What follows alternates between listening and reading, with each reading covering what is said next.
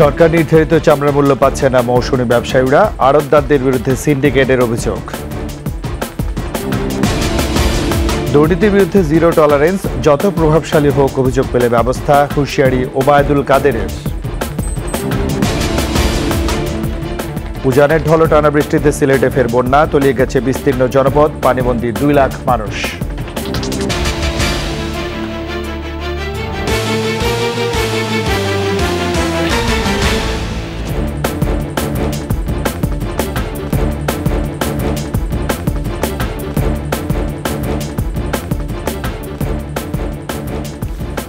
শুনছিলেন first security ইসলামী bank PLC সংবাদ শিরোনাম। আমন্ত্রণ 21 সংবাদের সাথে আছে আমি রাজীব জামান।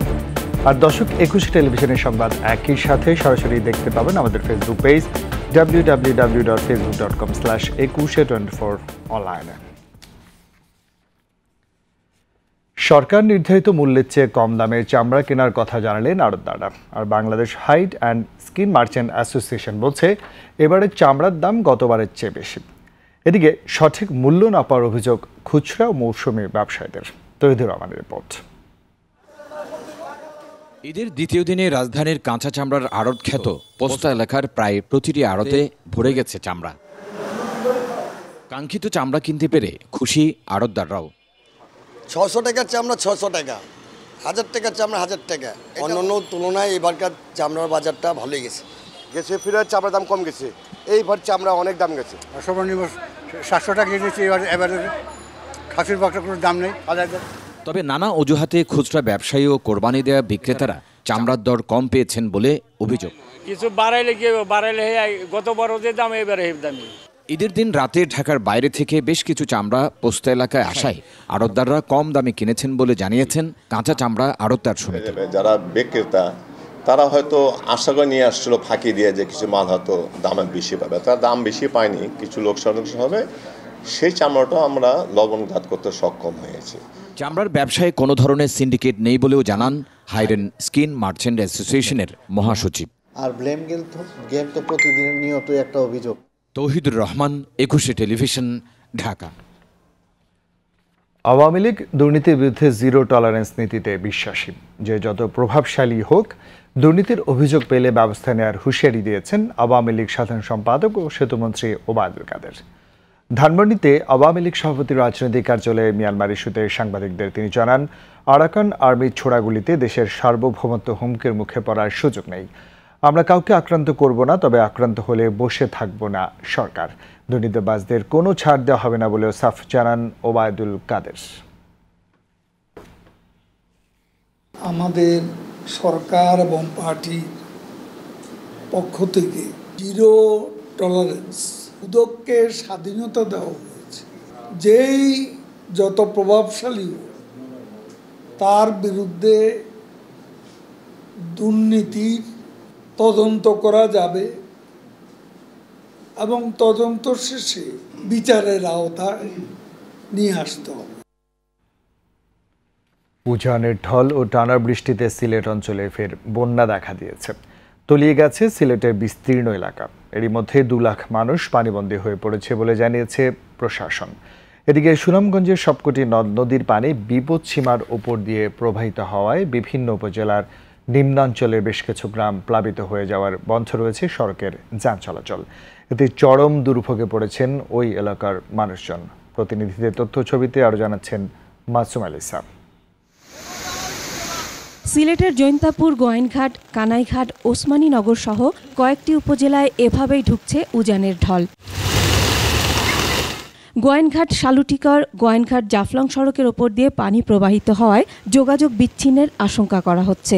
কানাইঘাট উপজেলা সদরে কোমর সমান পানি। এছাড়া সিলেট নগরের সুরমা নদীর পানি বিপদসীমার উপর দিয়ে বইছে। নগরের 10টি ওয়ার্ডের 25টি এলাকায় পানি ঢুকেছে। কয়েক হাজার মানুষ পানিবন্দী হয়ে পড়েছেন।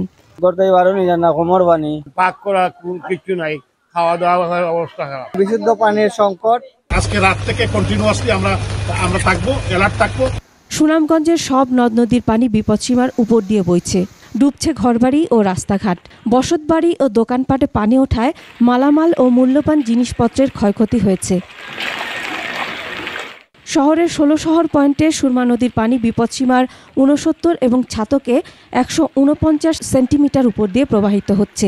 এরই মধ্যে বিশ্বম্বরপুর, তাহিরপুর, দোয়ারাবাজার, ছাতক ও জগন্নাথপুর উপজেলার নিম্নাঞ্চলের বেশ কিছু গ্রাম এখন পানির নিচে।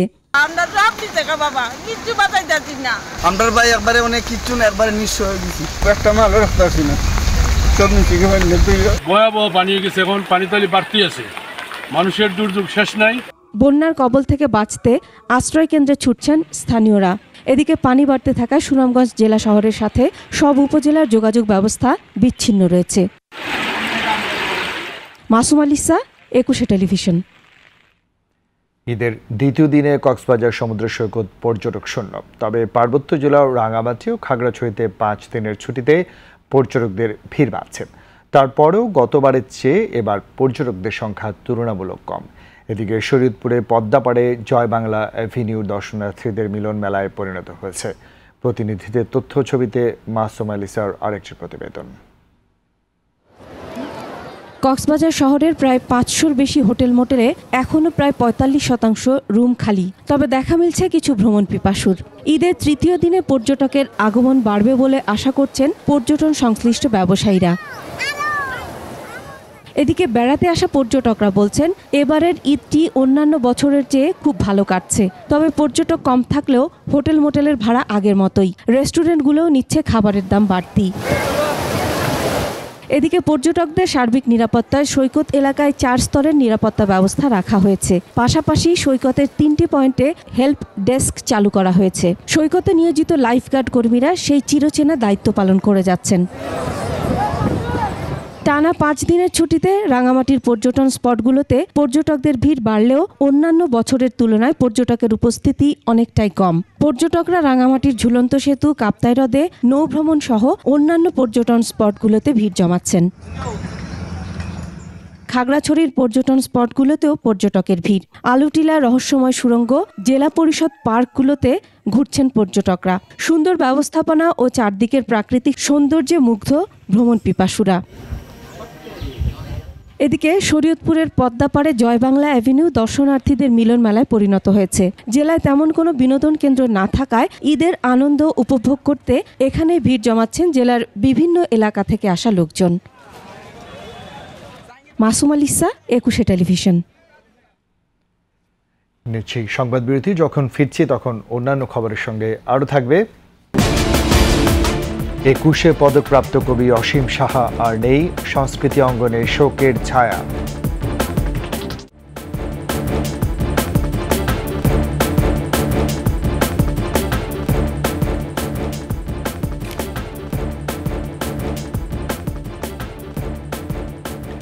আমন্ত্রণ ২১ সংবাদ। ২১ পদকপ্রাপ্ত কবি অসীম সাহা মারা গেছেন। বঙ্গবন্ধু শেখ মুজিব মেডিকেল বিশ্ববিদ্যালয় হাসপাতালে দুপুরে শেষ নিঃশ্বাস ত্যাগ করেন তিনি। বৃহস্পতিবার পর্যন্ত তার মরদেহ রাখা হবে হাসপাতালের হিমঘরে। তবে শেষকৃত্য কোথায়, কখন হবে সে সিদ্ধান্ত এখনও হয়নি। শিলি শবনমের প্রতিবেদন।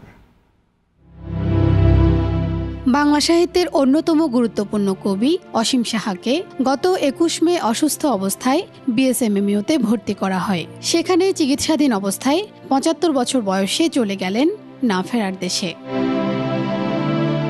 কবির মৃত্যু সংবাদ পেয়ে হাসপাতালে ছুটে যান লেখক, কবি, সাহিত্যিক, সংস্কৃতি অঙ্গনের সহযোদ্ধা সহ স্বজনেরা। তারা বলছেন আজীবন মুক্তবুদ্ধির চর্চা করে গেছেন কবি অসীম সাহা। ধর্ম, কর্ম সবকিছুর ঊর্ধ্বে মানুষের জন্য, নান্দনিক একটা শান্তির জন্য অসীম শাহ সবসময় কাজ করে গেছেন।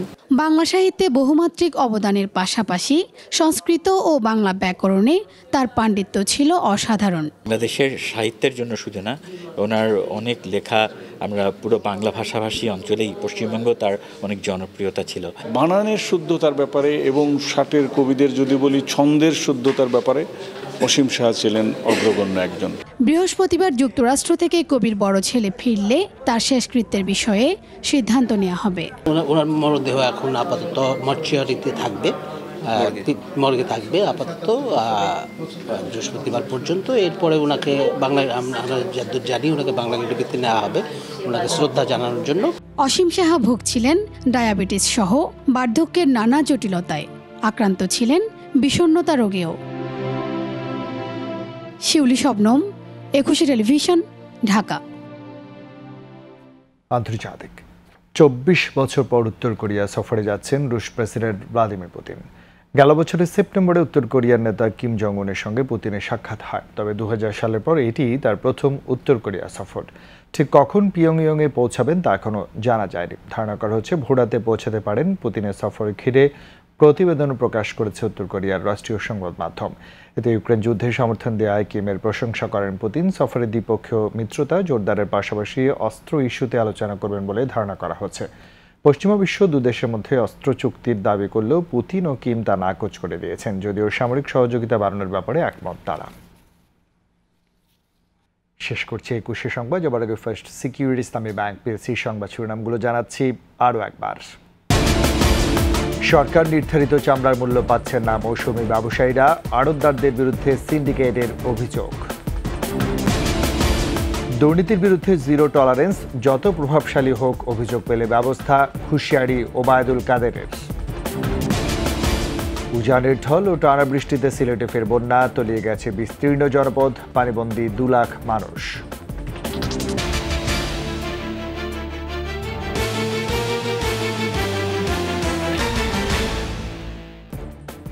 সবশেষ সংবাদ জানতে ডায়াল করুন 202 নম্বরে আর ভিজিট করুন ekushe-tv.com ওয়েবসাইটে। এছাড়া ফেসবুকে ভিজিট করতে পারেন www.facebook.com/ekushe24 অনলাইনে। এতক্ষণ সাথে থাকার জন্য ধন্যবাদ। ঈদ মোবারক।